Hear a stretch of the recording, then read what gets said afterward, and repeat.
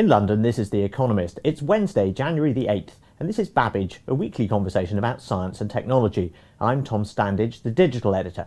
And I'm Paul McAlee, innovation editor. This week we'll be talking about the latest gadgets coming out of the Consumer Electronics Show in Las Vegas and looking for time travellers using the internet. So what got your attention at this megathon of gadgets?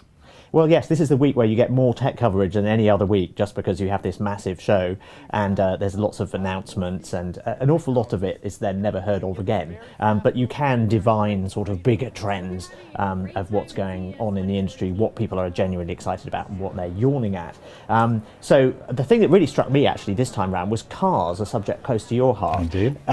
Which is that we've got used to the idea of installing apps on phones, so why not be able to install apps in your car? And more cars are now available with Wi-Fi hotspots in them and with 3G or 4G connections, and things like satellite navigation is obviously much better if you've got an internet connection to it as well, because you can update the maps and you can feed traffic information. And this sort of thing is becoming more popular. So what we've seen this time around is lots of car makers announcing clever internet connected stuff that their cars can do. And probably most notable is that Google has announced something called the Open Automotive Alliance, and it's doing this in conjunction with various car makers, Audi, GM, Honda, Hyundai, to name but a few. And the name is very similar to the Open Handset Alliance, which was the body that Google created in 2007 with a bunch of handset makers to get Android into phones. And this time around, the idea is to get Android into cars. So you can install, a restaurant finder or a tour guide or, a petrol station finder or something like that in your car,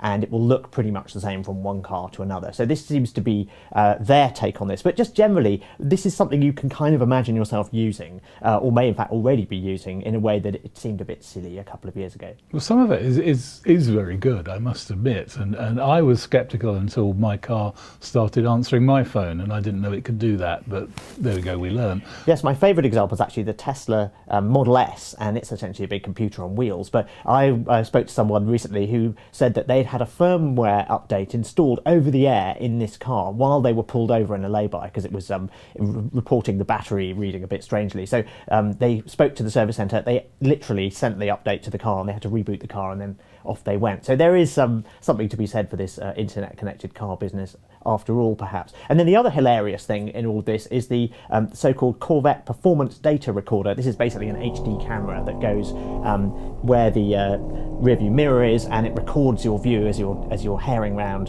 mountain roads or a racetrack or whatever in your Corvette. And it also records your position and speed and lots of information about the car, and then it outputs it all as a video where on an SD card, where all of this data is overlaid on the view of the road. So essentially it makes driving a real car look like a video game, which I find very amusing, since we've got to the point now where driving games look exactly like driving a real car, and images from driving games are often sort of denounced as fakes, but they must actually be photographs because they're so photorealistic. So they obviously can't get any more realistic, the game, so instead now we're taking driving and making that more game-like, which amuses me. But what did you find amusing among the panoply of CES coverage? Well, I love the car stuff, as you say, but what I did find very interesting was the antibacterial Gorilla Glass, which Corning announced. Now, this is the glass that we have on the front of our smartphones that sort of is scratch-proof. Smartphones and touch phones and any large screen that you now touch to operate things.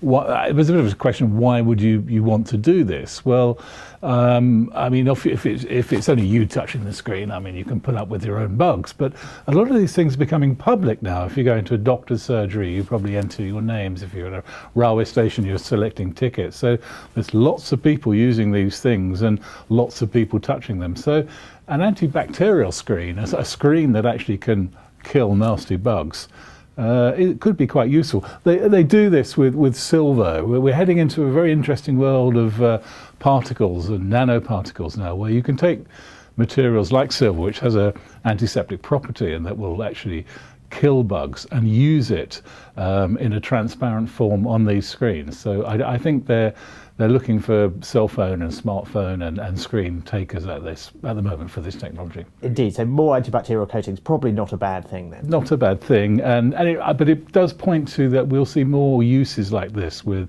nanotechnology and materials in the future. We already have cleaning glass that's been around for a few years, and other uses of materials with smart, useful properties. So what is this about time travel? Now, is this something I can do in my Corvette? Unfortunately not. Not even if you go at exactly the right speed and be struck by lightning. This is a very nice sort of thought experiment. Well, actually, it's a real experiment as well, but it's a sort of proof of concept. The idea that you can use a technology we have today, namely the internet, to look for evidence of a technology that we don't have, namely time travel. And this rather clever trick has been done by two physicists called Robert Nemiroff and Teresa Wilson, and they're at Michigan Technological University. And what they did was they said, well, maybe we can look for evidence on the internet of people who have got information that they shouldn't have. So, for example, if you saw anyone writing about Pope Francis before March 2013, when the Pope announced, and he's not called Francis, so he took that name. So there really shouldn't be any mentions on the internet of Pope Francis before March 2013. So that was one of the examples they used. The other was Comet Ison.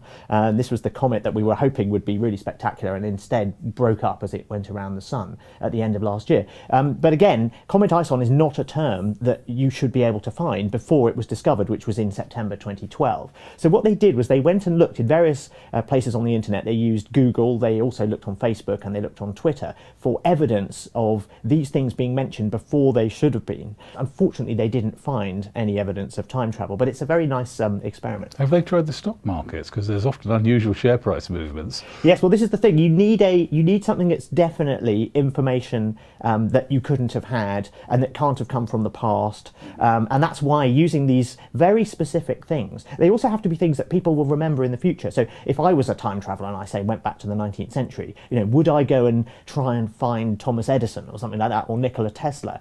That's the kind of thing that a geeky time traveller would probably do. So I would start, looking up in, I don't know, in phone books or something if I could find people in the past. So what you want is something that's very likely to be remembered in the future, but appears at a certain time.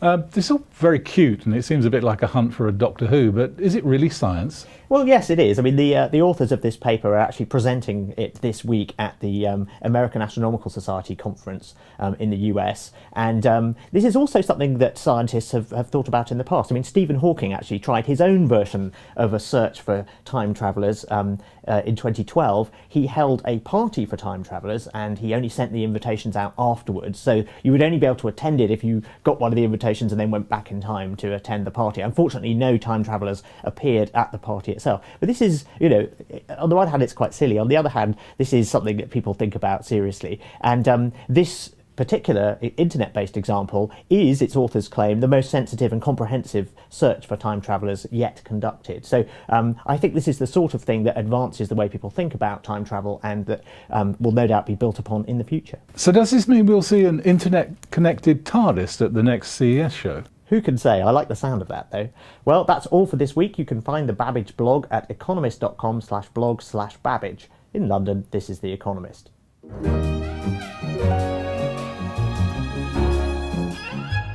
The Economist.